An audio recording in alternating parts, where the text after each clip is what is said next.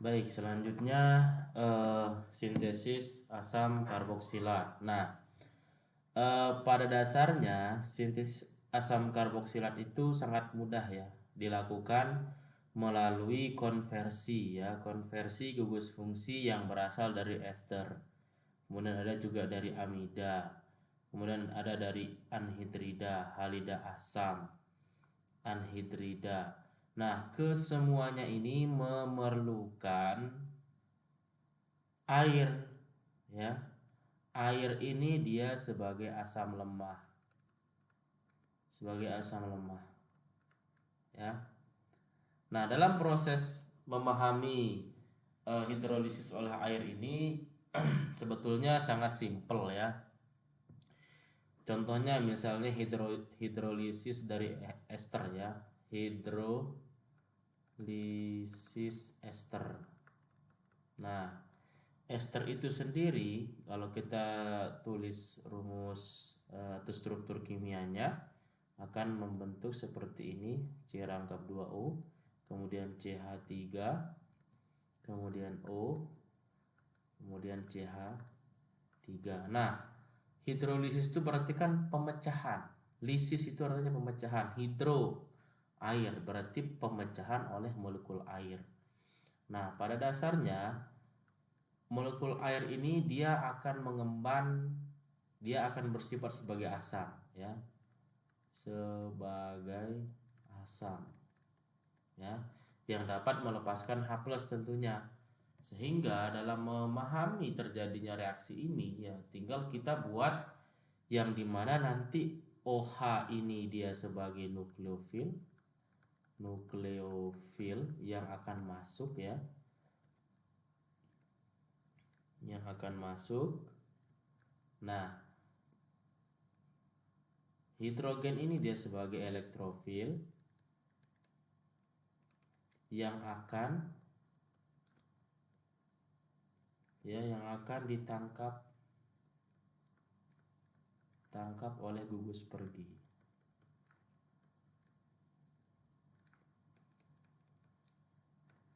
Nah, dalam memahami gugus pergi ini kalian harus memahami betul ya gugus pergi. Nah, gugus pergi itu contohnya apa saja ya? Gugus pergi di sini ada H2O ya, H2O+ tentunya ya. Atau juga ada OH ya. Ada OH, kemudian ada OCH3 ya, gugus pergi.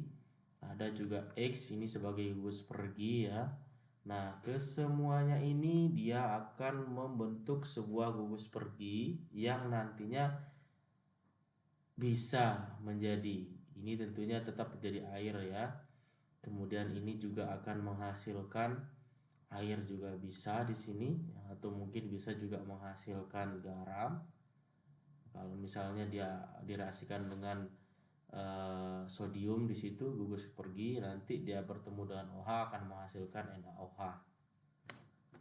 Mohon maaf, bukan garam ya, tapi lebih ke basa ya, basa. Kemudian ini dia bisa sebagai alkohol ya. Nah, ini dia bisa sebagai asam karena kan akan terlepas hidrogen di situ. Nah, nah bagaimana memahaminya ini? Kesemua ini dipahami dengan pelan-pelan tentunya ya. Dipahami dengan pelan-pelan bahwasanya dalam proses reaksi itu dia akan membutuhkan apa saja. Misalnya nih dalam hidrolisis ester ya, kalian harus paham betul ya gugus fungsi atau struktur kimia ester itu seperti apa sehingga bisa memahami mekanisme reaksi yang terjadi ya. Nah, misalnya dengan air, sekali lagi dengan air ya, OH. Nah, OH ini dia akan menyerang ini sehingga ini akan lepas ya, dia akan lepas.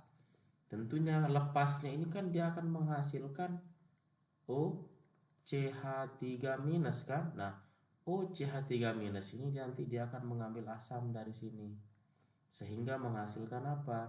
Nah, dia akan menghasilkan senyawa asam karboksilat. Nah, ini kan dari tadi OH nih. Nih, OH kan, maka ini akan menghasilkan OH CH3. Nah, ditambah lagi sisanya yang tadi. Ini akan menghasilkan metanol ya, OH CH3. Seperti itu ya. Bagaimana dengan yang lainnya? Ya sama saja, misalnya dengan amida. Nih, amida ya. Amida. Nah, C rangkap 2O ya. CH3N. Nah, anggaplah di sini misalnya CH3, di sini juga CH3. Nah, pastikan yang mana gugus perginya. Maka gugus perginya itu adalah yang ini.